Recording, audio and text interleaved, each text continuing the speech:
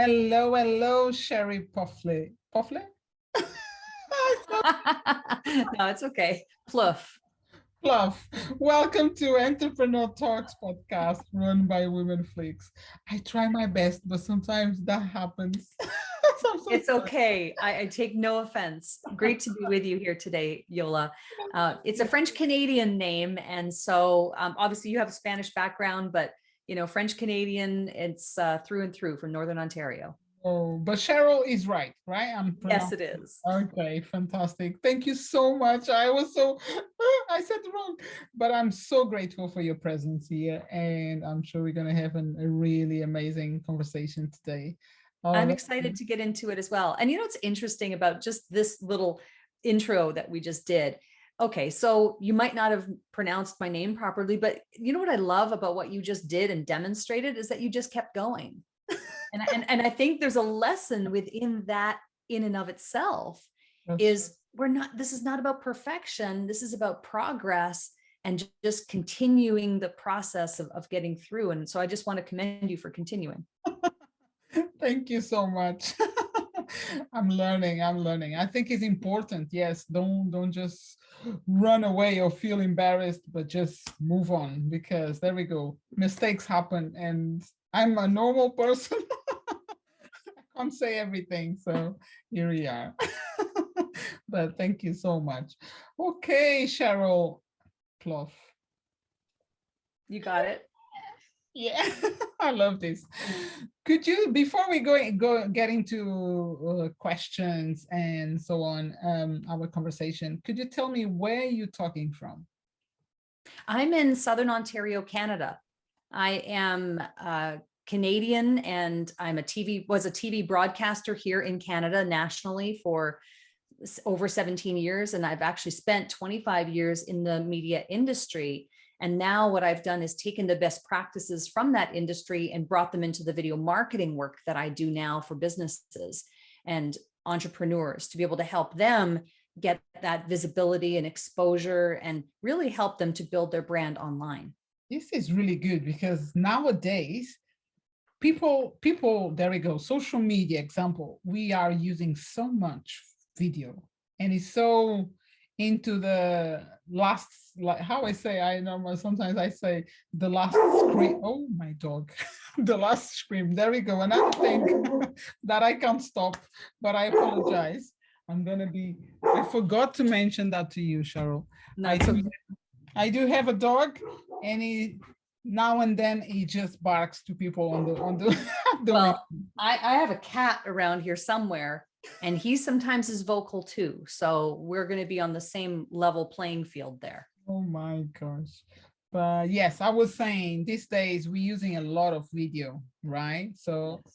I believe you're going to bring so much for us today about this video. So you've been working for 25 years in the industry of video production or television, right? Yes, but mostly as an on-air talent or on-air personality and presenter. I also did manage a news department where I managed a team of 17 people who were photojournalists, who were digital writers and reporters. So I do have a lot of different angles to my experience in this industry. But you're right in that video has become something now that business owners can't deny anymore. They really have to incorporate, in my opinion, you really have to incorporate digital marketing as a whole. Video production and video is part of that overall strategy. But really, I think to have an effective marketing strategy today, knowing that people's attention is on their phone, is on their mobile device. And if they're spending time there and that's where their attention is, that's why business owners need to change their way of thinking to include digital marketing and video and multimedia in their methodology around getting themselves known. Yeah. And so it's not to say that traditional means of marketing are no longer valid. I am a fan of networking. I do it myself. But I think it's important for each business to look at it and say, what is working for us and what is no longer serving us? And are there better ways for us to market ourselves rather than just doing the thing that we have been accustomed to doing now for the last 25 years, but re-examining that and saying, is that print ad working? And if it is, great, continue to do it. But if it isn't working, would it be better to divert those dollars into digital marketing? Right. That's really makes sense. Makes sense. And it's where what we living right now. And how long so you got your own company working with other businesses, and for how long you've been doing this then? I left broadcasting in early 2017. So as of the recording of this episode, it's almost 5 years now. So it's almost 5 years. And so I really love working with businesses because I like to really lock arm in arm with a business owner or a CEO and leaders, frankly, because I can really relate to some of the challenges that they're facing. And I think I have a unique gift around that and making people feel comfortable, and I'm very approachable.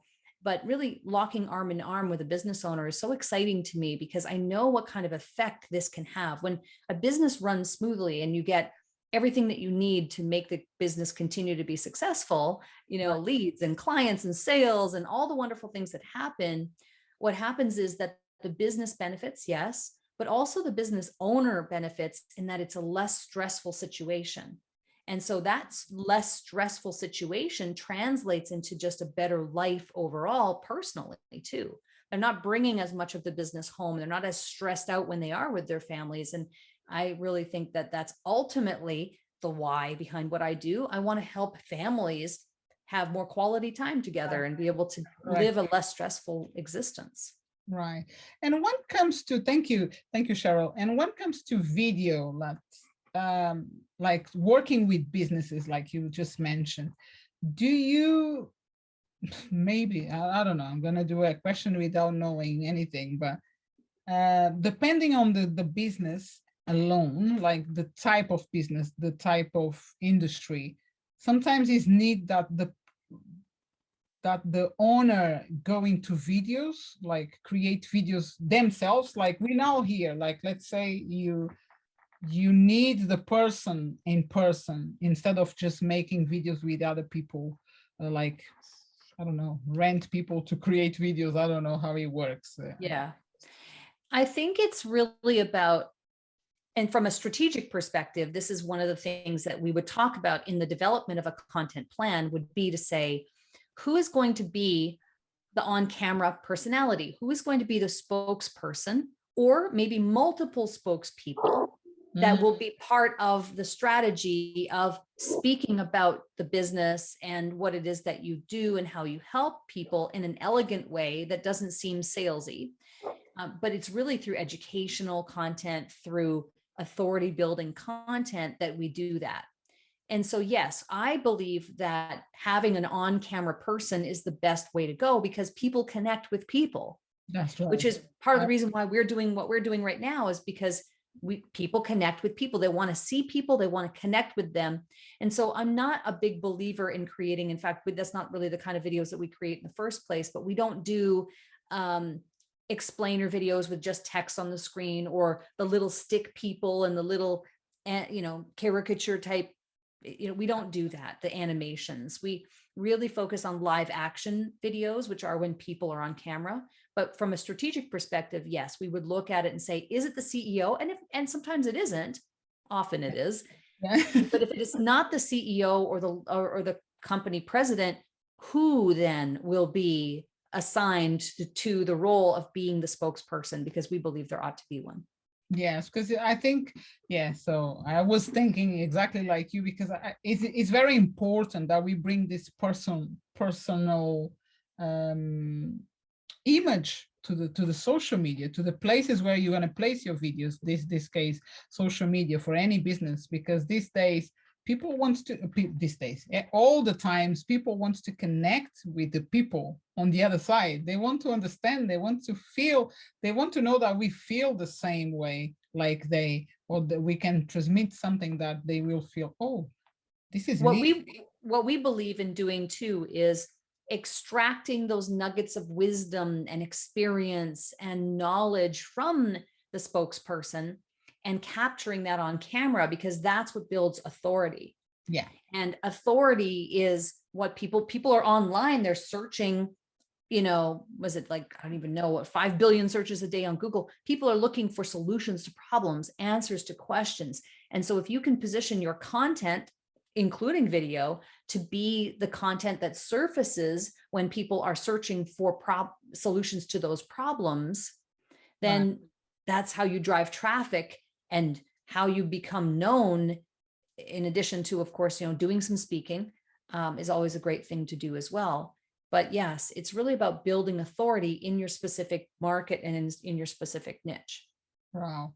And wow, this is amazing. And how long does take that process when you start to work with the business to get to the point to start the video? Is a process behind, right? How long that takes?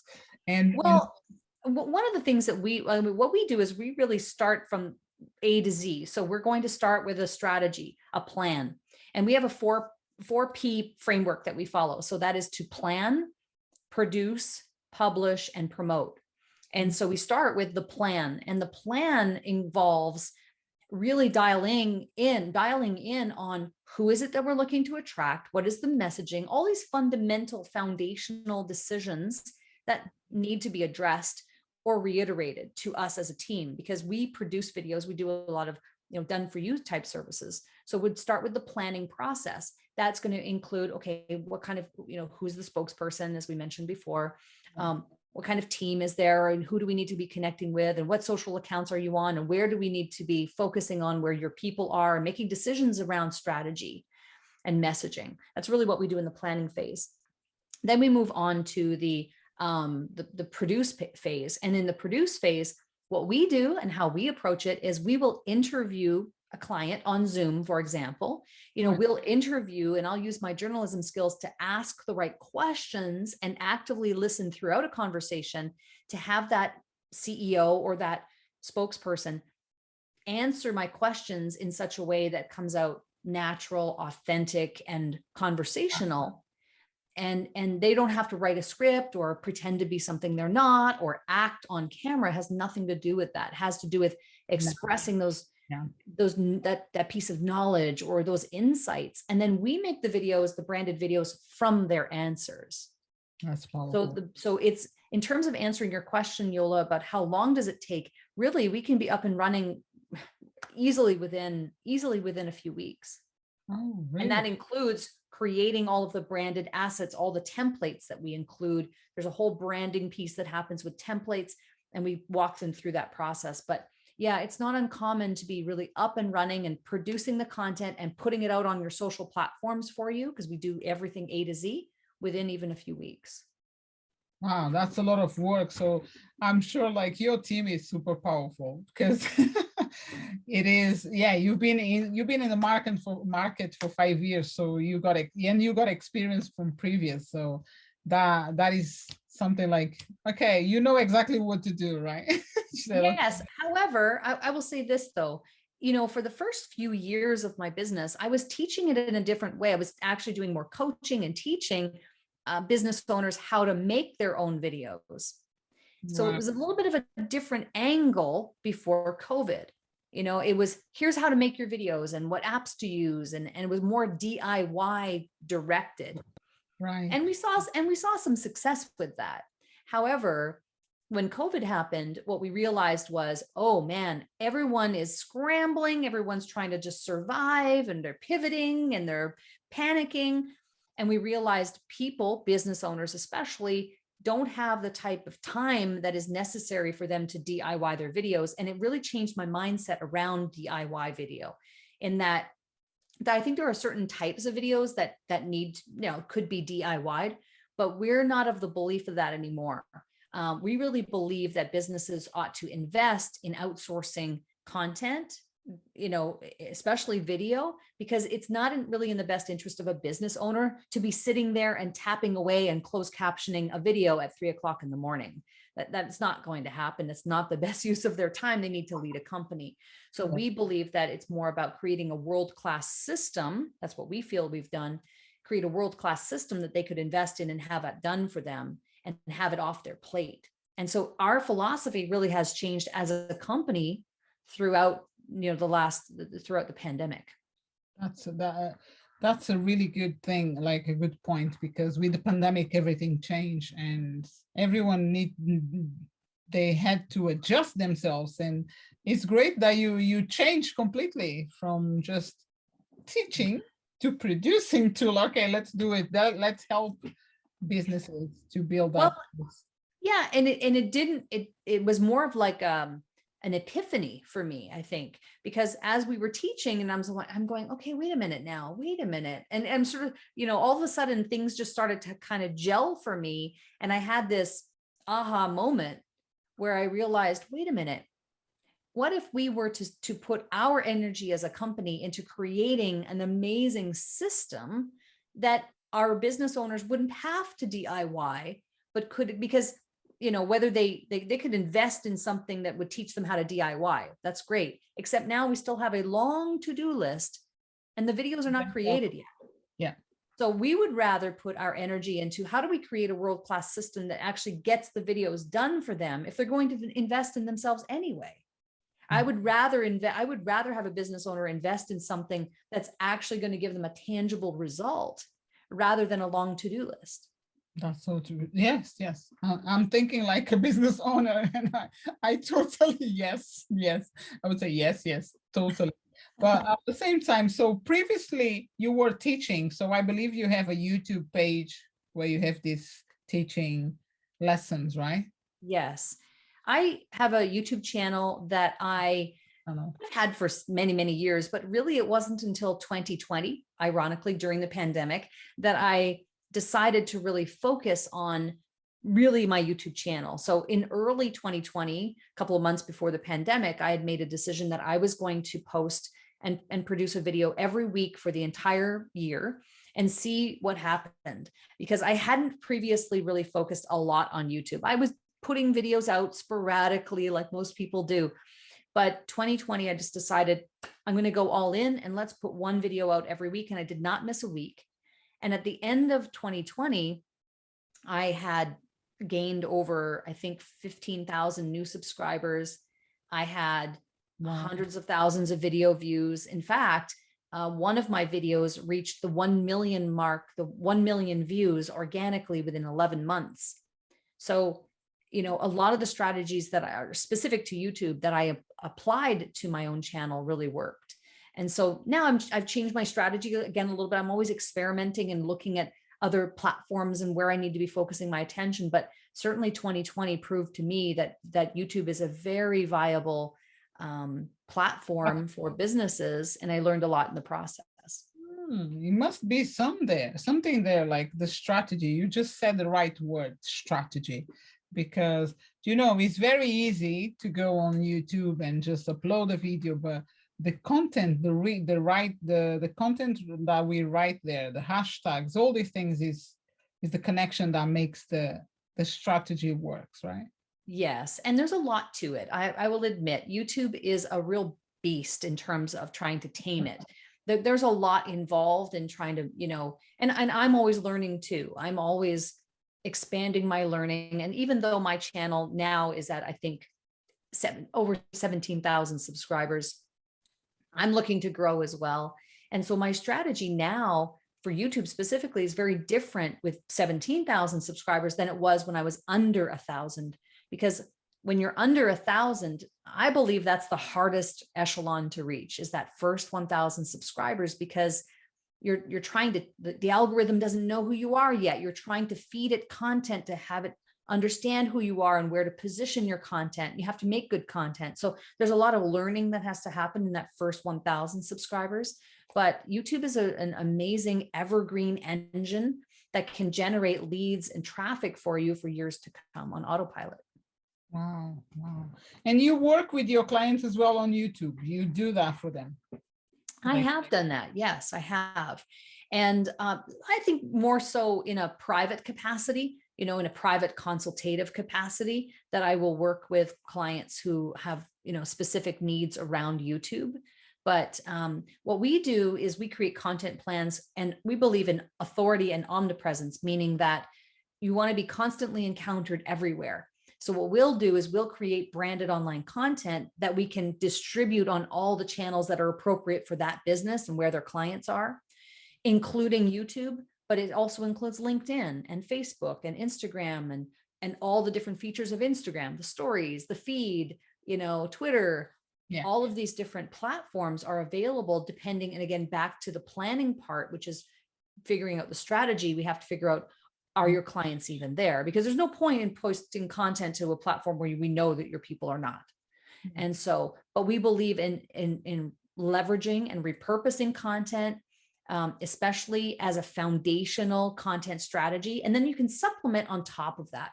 That might be that Facebook Live that you want to do, or that case study that you want to bring on and do a live Q&A with a client or testimonial or something like that you can do over and above. But what we're really doing is building out that foundational consistency piece that needs to be in place for a business, so that they know, okay, we know all of these posts are going out every week, so we're good. Anything we do over and above that is just gravy. Now you were talking here, Sheryl, and I was thinking, it came to my mind a few months ago, and I'm thinking to implement, but I'm going to ask you for your advice, because I've been thinking regarding podcast example. I've been thinking in going live on YouTube instead of being here right now at Zoom. Go straight on YouTube and then do the live podcast there, and then put it on the other platforms that I need to. Do you think it's a good idea to be live on YouTube doing podcasts? Because I don't know if anyone is doing. I believe so. Yes. Well, let me tell you just from experience about how, because we have a show as well, and we produce a podcast, and how we do it is a video podcast in a way that allows us to bring on a lot of guests and to be able to really create content at scale and be able to create more and more content.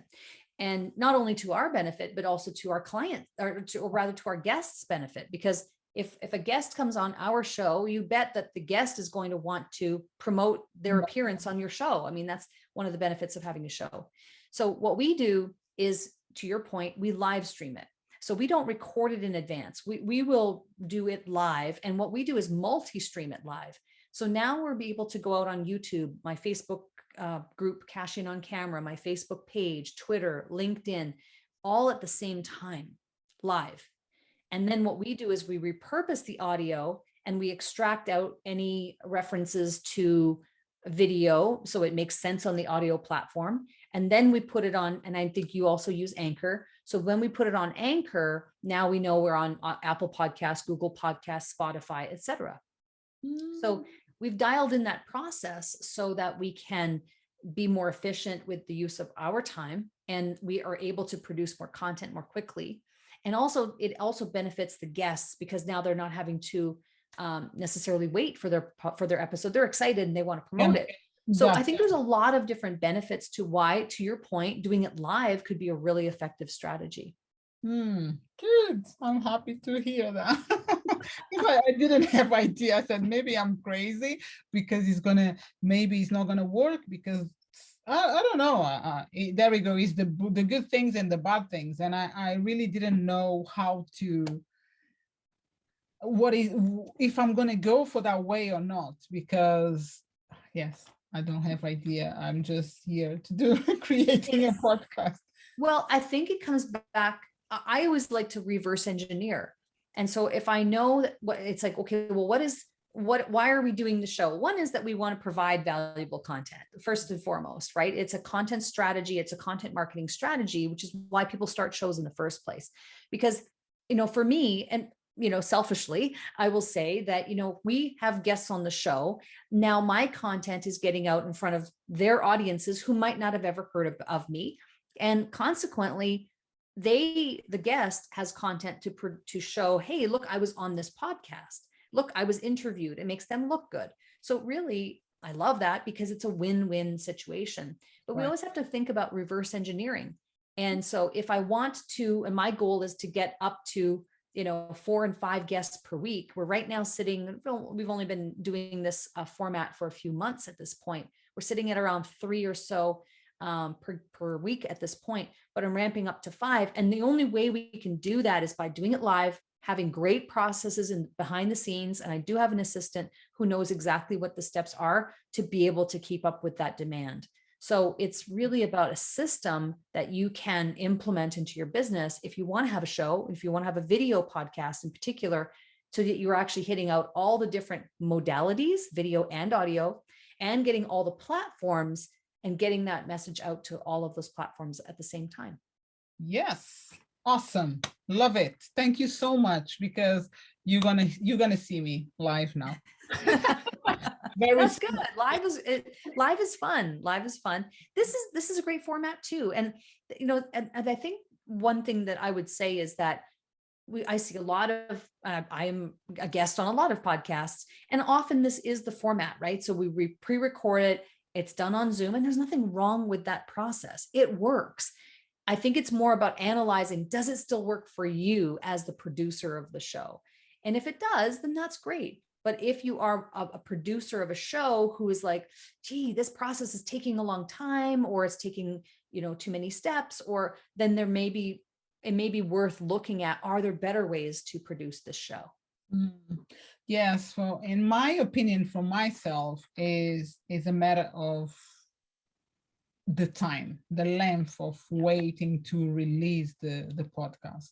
Because actually just thinking, listening you and thinking, okay, if I go live, and then I can go live, so I'm live on podcast, and then release on Anchor on another time. I can release the Anchor later on, but the live is going to be live, and people is happy to be live. Like when they know it's live, you're going to jump. Even if you don't jump, you're going to see it. Okay, they are always there. Because for me, is the only thing is really the time that takes me to release my guests, because there's so many amazing conversations, Sheryl, like this one, that I don't want to leave for next month or 2 months or so. And I'm having this situation. So now is the change. It's going to be a change, definitely. I thank you so much for helping. You're welcome. Listen, I think that's what I love. That's one of the things I love to do the most, is just to be someone who has been in the trenches, who has tried things a lot of different ways. I consider myself to be somewhat of a crash test dummy of video marketing, in that I've tried all kinds of apps. I've tried all kinds of methods. I try everything. I'm not afraid to fail. And in so doing, I've discovered better ways to do things after having tried things that were maybe not as effective. What I love to do then, in my role as a video strategist, is to pass that along. I want to pass that along to those who maybe haven't experienced that or hadn't thought of that. And so if I can spark even a thought or an idea that there may, Yola, even for you or for any of your watchers or viewers or listeners, there could be a better way of doing it, then I've done my job. Yes, you're doing an amazing job. You're helping others, and that's the main thing. Now I will get into the process to learn about YouTube, how to go live, how to put everything together, because I thought about that. I thought about getting live at the same time everywhere. So this is going to be amazing. So now I need to do the change. Yeah, well, listen, you get in touch with me, and we'll figure it out for you. I definitely will do. I think it's the best option. It will make me more happy, because it's just the experience. I want people experience the same as me on the dot, on the specific moment, because sometimes we cry. Sometimes I had lot of situations on podcast, and a lot of amazing stories that I finish my session and I want to share with the world, and I can't because I need to wait. And I'm like, no, this is not right. Yeah. No, I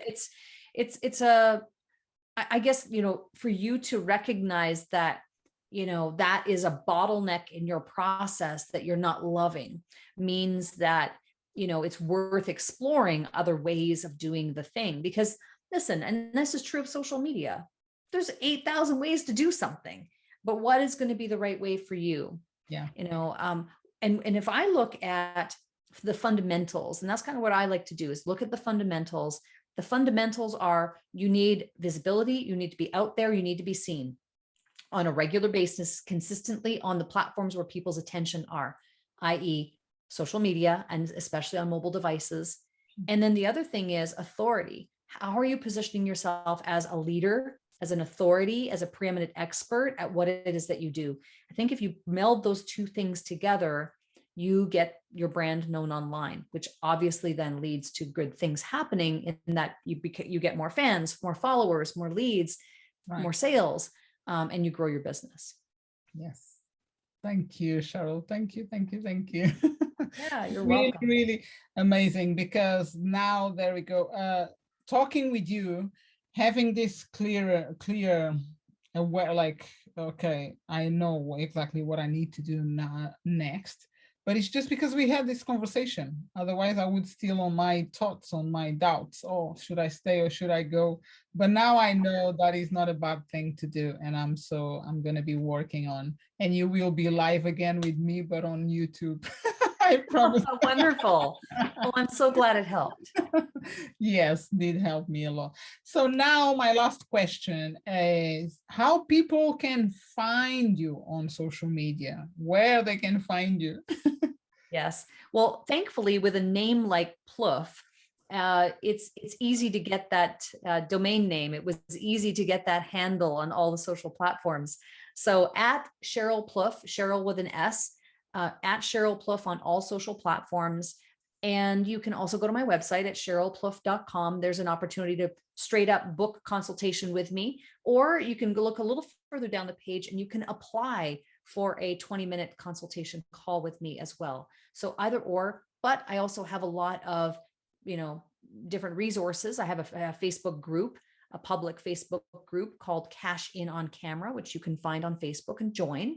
And that's a great place for our community, which is, I think, over 800 members so far, where I go in and I will offer insights and opinions and different, ideas around how you can cash in on camera. So you can feel free to join that as well, but certainly connect with me, send me a DM on Instagram or anywhere that is your preferred platform. And I'd be happy to, direct you to free resources and help you in any way I can. Fantastic. And all this information will be available on the podcast description. So anyone that is interested, they can join, they can follow you and can find more about your services and talk to you.